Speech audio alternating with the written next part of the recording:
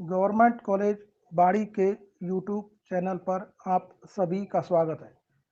आज हम इतिहास की क्लास के अंतर्गत बीए द्वितीय वर्ष मध्यकालीन भारतीय इतिहास के एक प्रकरण अलाउद्दीन खिलजी के सैन्य सुधारों का अध्ययन करेंगे। इस प्रकरण के अंतर्गत हम सर्वप्रथम इस बात को स्पष्ट करने का प्रयास करेंगे कि किन कारणों से प्रेरित होकर अलाउद्दीन खिलजी ने सैन्य सुधार लागू किए और इन सैन्य सुधारों का क्या परिणाम हुआ।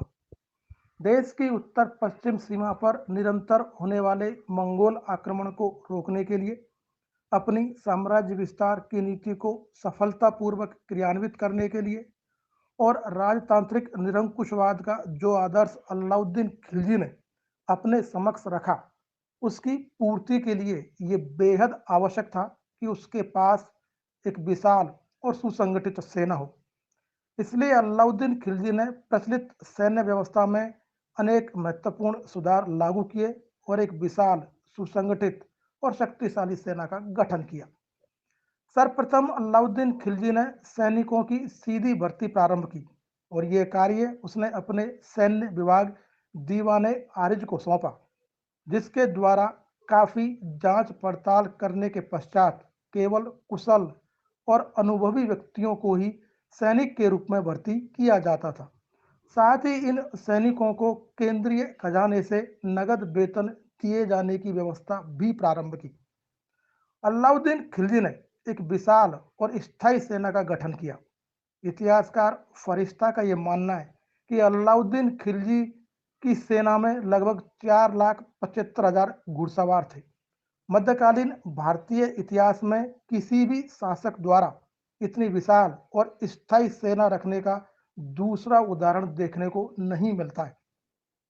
अलाउद्दीन खिलजी ने निरीक्षण के समय घोड़ों को दोबारा प्रस्तुत न किया जा सके या खराब घोड़े प्रस्तुत न किया जा सके, इसके लिए उसने घोड़ों को दागने की प्रथा प्रारंभ की।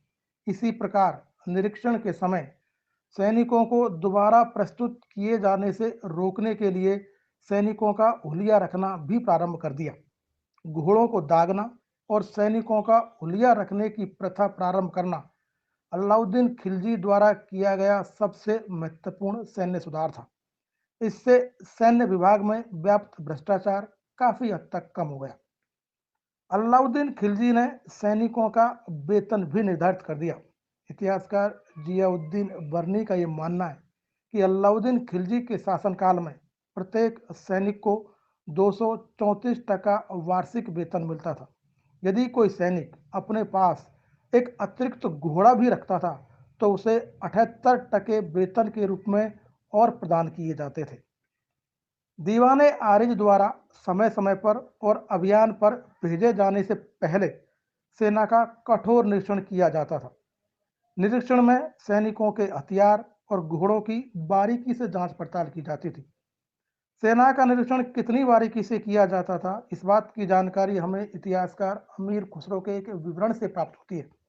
अमीर खुसरो ये लिखते हैं कि वारंगल अभियान पर भेजे जाने वाली सेना के निरीक्षण में 14 दिन का समय लगा था।